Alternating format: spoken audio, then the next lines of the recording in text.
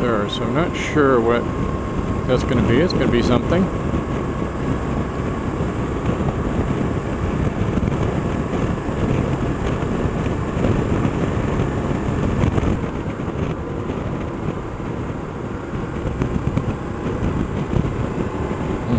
Wow, that's frickin' awesome.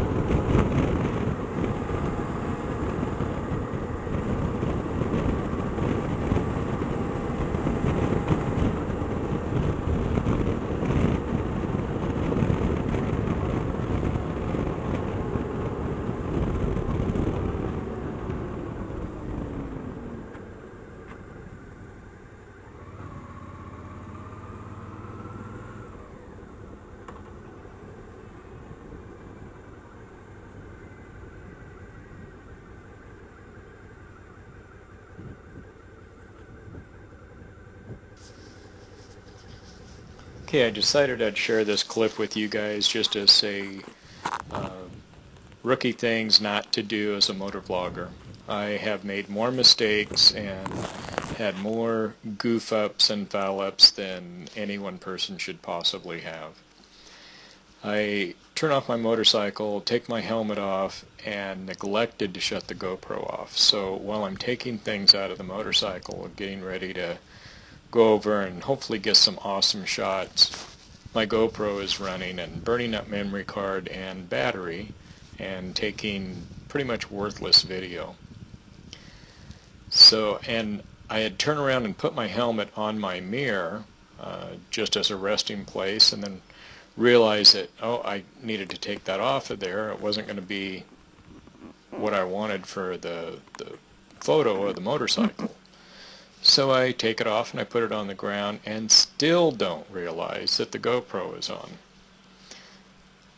Fortunately, I guess, or unfortunately, but fortunately since it was running, at least I pointed the helmet in the right direction, so it's getting this video back out towards the canyon and some movement anyway, besides maybe cars pulling in and out of the parking lot. I take a couple photos of the bike and turn around and walk off to the canyon and over to this little placard monument over there and get some photos over there.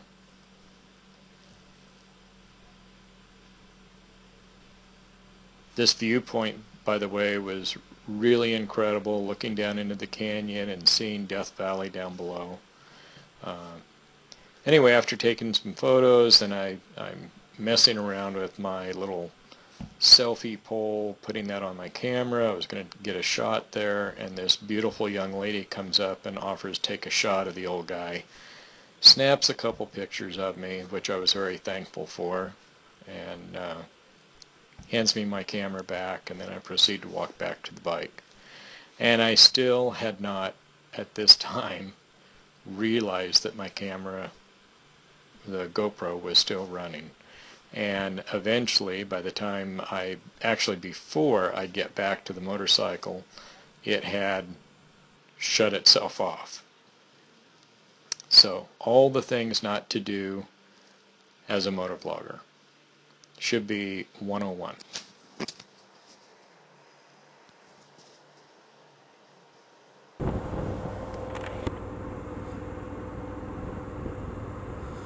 Okay guys, we're dropping down into Death Valley here. Try and get as much of this on video as I can. This incredible views. This is just so incredible. It's as we're dropping down, the temperature continues to climb. It's 95 right now. It was 91 when I was at the pass. Getting a much later start here today. Kind of lazy getting up this morning. I really needed the rest from 2 nights basically with very little sleep. So I did sleep in a little bit today. I didn't even get up until 6 a.m. And by the time everything was said and done, I had camp packed and physically got on the motorcycle. It was 8 o'clock, so I was about 2 hours behind schedule of what I wanted to be, knowing that it was going to be very hot here. But, you know, it is what it is, and I'm just, that is just incredible. Anyway, it is what it is, and I am just tickled to death to be here. I don't care if it's 125 degrees. I am riding through Death Valley, so it will be worth it.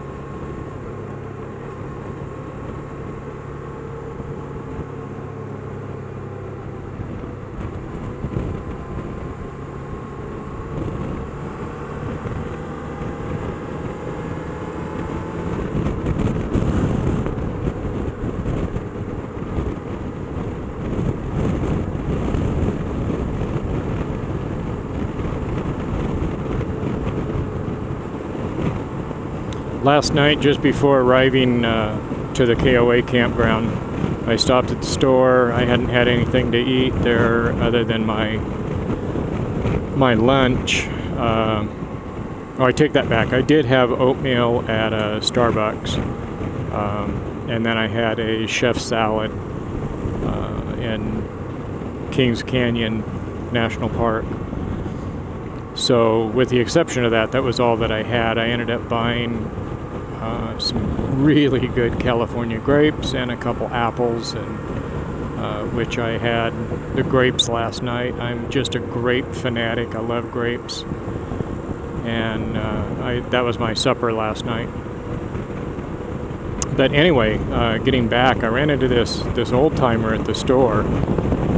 Walked up to me, asked me where I was from. Obviously, he knew that I was from Oregon because of the Oregon license plate, but we spent about 35 minutes talking, and just kind of a crusty old guy, but you know, just wealth of information. He used to live over here by just at the entrance of Death Valley.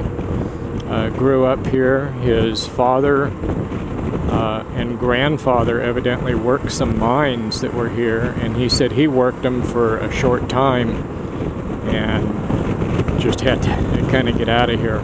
But he was giving me some of the information here, stuff that you may not find,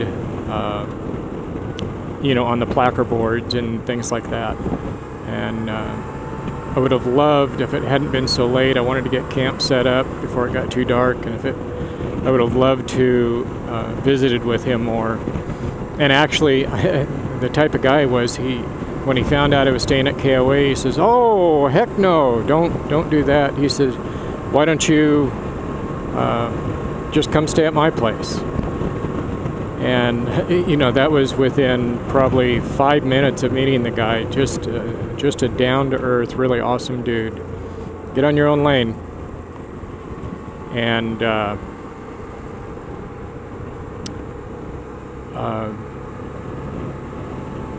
had I not wanted and needed sleep desperately, I may have taken him up on that just so that I could have talked with him some more and visited, and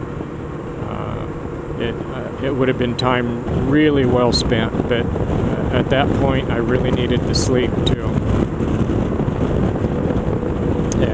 And so, okay, hey guys, I had to stop here. I am currently at Paramount Springs, here down at kind of the bottom of the grade here, I think. My GoPro shut off and I thought it was the battery again, and this time the card was full. So I ended up losing some of the ride down here, down through the canyons, because they're just so steep and windy you can't stop anywhere. So I'm sorry for that. That's going to have to be locked away in my feeble mind, so I'll have to come back here.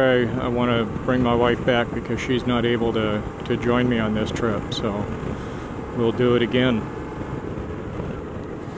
Gosh, it's, I think I lost part of that too as I was talking about it. The temperature was 102 just as I left there. It continues to climb as I drop lower into the valley. Just went to 103.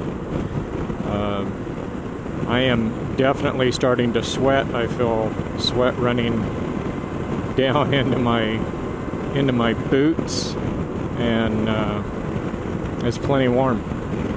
Unfortunately, we missed some of that truly incredible coming down, dropping down into this valley right here.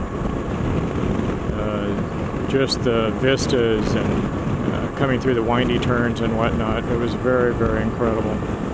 I wish it wasn't so hazy. I know it's not picking up everything that that the human eye does. Probably going to look real hazy. Yeah, which it is. You know, one, I'm sure from the heat, but two, because of all the fires that are, you know, so close into the vicinity. We're now at 105.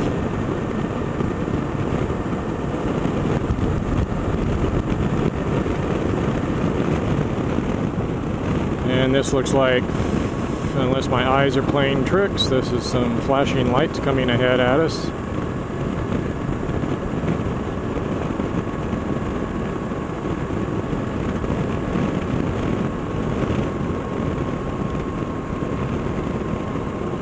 Funny how your vision does funny things when you're out in a place like this. And in fact, see, I don't see any flashing lights now. I just see it was two vehicles.